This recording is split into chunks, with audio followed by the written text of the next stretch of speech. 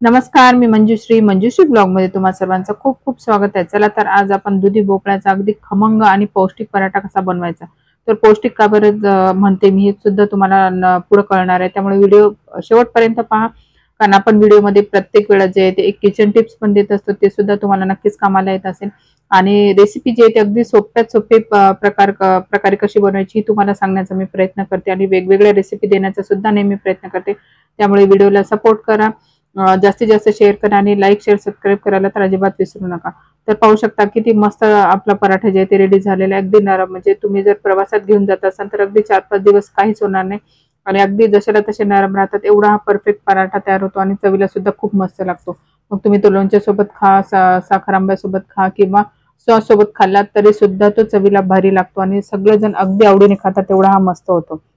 आणि आपण त्यामध्ये जे आहे ते सगळे पीठ वापरले, त्यामुळे ते अधिक पौष्टिक सुद्धा झालेलं आहे। तर सगळ्यात पहिले मी थोडंसं हिरवं वाटण बनवून घेते। तर त्यासाठी मी 2-3 मिरच्या घेतल्या, 10-12 लसूण पाकळ्या घेतलेल्या आहे। थोडंसं जे आहे ते आपण कढीपत्ता यामध्ये टाकून घेणार आहोत। त्याचप्रमाणे आपल्याला लागणार आहे थोडंसं अद्रक। तर हे जे वाटण बनवतो यामुळे जे पराठ्याची चव खूप मस्त लागते। जर तुमच्या घरात तिखट खात असतील किंवा मोठ्यांसाठी जर फक्त बनवत असेल तर फक्त हिरवं वाटण वापरलं तरी सुद्धा चालेल, चवीला पराठा खूप मस्त लागतो। त्यानंतर मी जे आहे ते थोडीशी कोथिंबीर यामध्ये टाकलेली आहे। आता हे सगळं मी बारीक करून घेतलं। त्यानंतर जे आहे ते बघा, इथे दुधी भोपळा आपण कट करून घेणार आहोत। आता हा जो आहे तो दुधी भोपळा मला जेवढा लागतो त्या हिशोबाने मी कट करून घेतला। त्यानंतर मी त्याचं देठ काढून घेतला आणि वरचा जो थोडासा भाग जो आहे तो मी थोडासा खाऊन बघते, कारण काही वेळा काय होतं, जे हा भोपळा जो आहे तो कडू होत लागतो आणि तो कडू जर असला तर मग तो खाण्यायोग्य नसतो। त्यामुळे ती एक काळजी घ्यायची की भोपळा थोडासा टेस्ट करून बघायचा, तो जर चवीला कडू नाही लागला तर चांगला आहे असं समजायचं। त्यानंतर मी तो खिसणीवर खिसून घेतलेला आहे।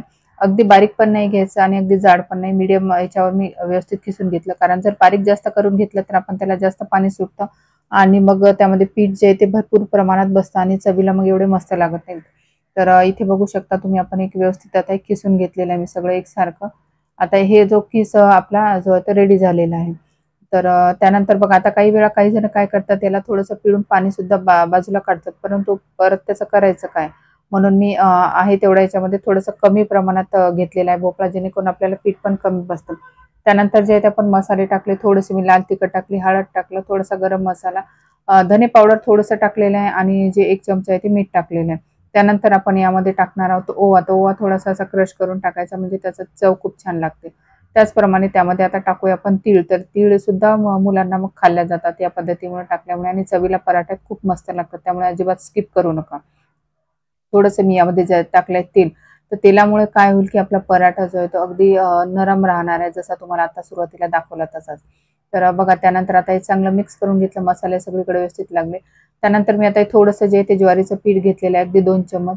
त्यानंतर मी ते नाचणीचं पीठ सुद्धा घेतलेलं आहे, 3-4 चम्मच जे आहे ते यामध्ये टाकून घेतलं आणि थोडंसं जे आहे ते बेसन टाकून घेणार आहे। बेसन सुद्धा मी अगदी 2 चम्मच टाकलं, कारण थोडंसं जे आहे ते खरपूस पराठा पण छान लागतो।